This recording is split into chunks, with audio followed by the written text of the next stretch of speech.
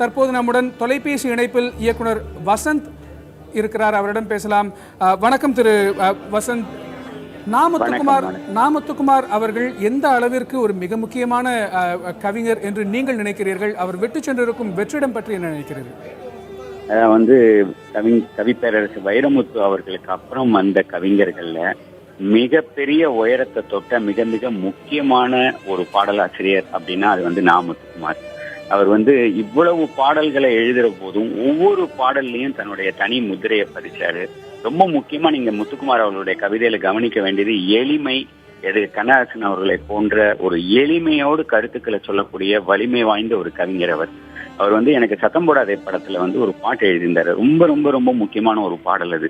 பேசுகிறேன் பேசுகிறேன் உன் இதயம் பேசுகிறேன், புயலடித்தால் கலங்காதே பூக்கள் நீட்டுகிறேன். இது பல்லவி. இந்த பாட்டுல அவர் சரணத்துல எழுதுறாரு, கடல் தாண்டும் பறவைக்கெல்லாம் இளைப்பாற மரங்கள் இல்லை, கலங்காமலே கண்டம் தாண்டுமே, வளைவில்லாமல் மலை கிடையாது, வலி இல்லாமல் மனம் கிடையாது, வருந்தாதே வா.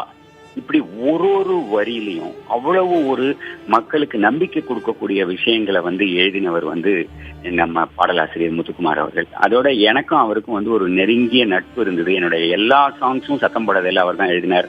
எல்லா பாடல்களையும் எனக்கு ஆல் சாங்ஸ் 3 பேர் 3 காதல் எழுதினார்.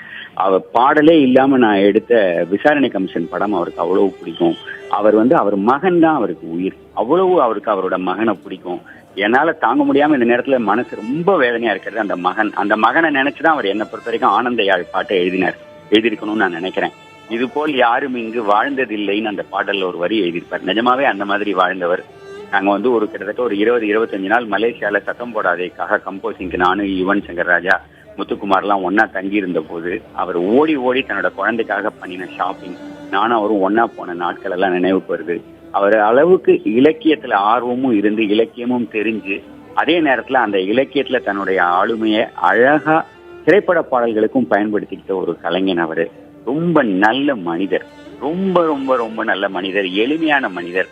என்னை பொறுத்த வரைக்கும் சும்மா இன்னைக்கு சின்ன விஷயங்களுக்கே எல்லாரும் தலை குனியாம நிமிர்ந்துக்கிட்டு நடக்கிறவங்களுக்கு நடுவுல இவ்வளவு சாதனைகளை பண்ணிட்டு எளிமையாவே இருந்தார். வேற யாரும் அந்த சாதனைகள்லாம் செஞ்சாங்கிற அளவுக்கு எளிமையா இருக்கக்கூடிய ஒரு மிகச்சிறந்த பண்பாளர். சக கலைஞர்களை பாராட்டுறதுலயும் எல்லா விஷயத்தையும் போன் பண்ணுவார். என்னோட ஏதோ ஒரு கட்டுரை வந்திருக்கு, ஏதோ ஒரு விஷயம் நான் கருத்து சொன்னா கூட போன் வரும். அது முத்துக்குமார் சேர்ந்து அப்படி ஒரு பண்பாளர், அவ்வளவு நல்ல மனுஷன். மனைவியும் குடும்பத்தையும் அவ்வளவு நேசிச்சவர். அவருடைய இந்த இழப்பு இந்த நேரத்துல அந்த குடும்பத்தாருக்கு ஒரு பேர் இழப்பு, நாங்க உட்பட எங்க எல்லாருக்கும். சோ நான் அவரோட குடும்பத்தாருக்கு என்னோட ஆழ்ந்த இரங்கலை இது மூலமா பதிவு பண்றேன்.